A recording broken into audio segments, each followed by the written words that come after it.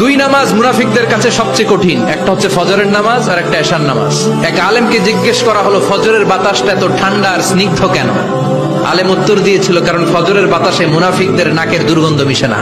ফজরের বাতাসটা স্নিগ্ধ, ফজরের সময় আল্লাহওয়ালাদের আনাগোনা, মুসল্লিদের আনাগোনা, ইসলামের পক্ষের শক্তির আনাগোনা। চিল্লায় বলেন ঠিক কিনা? একটা হাদিসে এসেছে যে ইনশাআল্লাহ যখন কেউ বলে কোনো কাজ করার আগে তার ওই কাজটা সুসম্পন্ন করার দায়িত্ব আল্লাহ পাক নিজে নিয়ে নেন। যারা আমাকে এখনো ফলো করে নাই, তো তাদেরকে কি করা উচিত? পদ্মা সেতুতে নিয়ে যে ওখান থেকে পদ্মা নদীতে টুস করে ফেলে দেওয়া উচিত।